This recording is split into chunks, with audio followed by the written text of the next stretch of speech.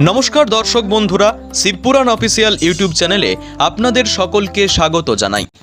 আজকে আমরা উপস্থিত রয়েছি দুর্গাপুরের শিবাজি রোডের দয়াময়ী কালী মন্দিরে। মা এখানে সদা জাগ্রত। যখন থেকে আমরা ভিডিও শ্যুট করতে চালু করি তখন থেকেই আমাদের গা শিউরে উঠছিল। পুরো জায়গাটা একদম নিস্তব্ধ।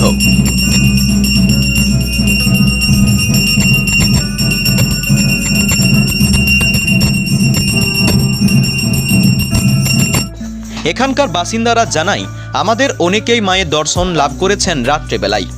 যখন আমরা এখানকার ঠাকুরমশাইকে জিজ্ঞাসা করি তিনিও বলেন মধ্যরাতে মন্দিরের সামনে থেকে ঝমঝম করে নুপুরের শব্দ।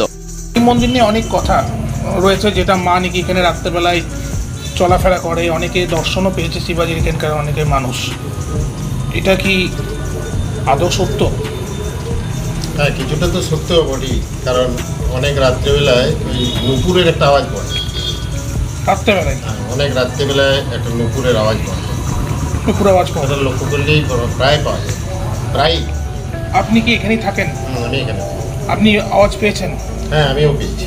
আওয়াজ পেয়েছেন, কিন্তু কোথার থেকে আসছে কি আসছে সেটা কিন্তু দেখতে পাই, কিন্তু আওয়াজ একটা পাই। এটা কি মন্দির থেকে আওয়াজটা আসে না? হ্যাঁ, মন্দির থেকে, মানে মন্দিরের আশেপাশেই যেন মনে হয় যেন আওয়াজটা আসছে, কিন্তু কোথার থেকে আসছে সেটা। এখানকার শিবাজি কিছু দর্শকরা আমাদের বলেছেন যে মাকে নাকি অনেকে দেখেওছে, মানে এখানে চলাফেরা করে।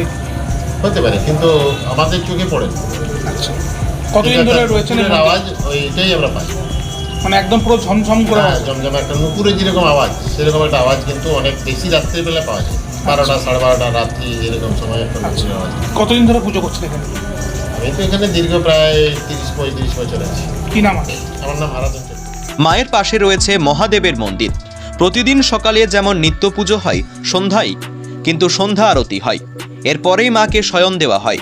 কেমন লাগলো আজকের ভিডিও অবশ্যই মেনশন করবেন এবং ভালো লাগলে কমেন্ট করবেন, লাইক করবেন ও সাবস্ক্রাইব করবেন ইউটিউব চ্যানেলটি।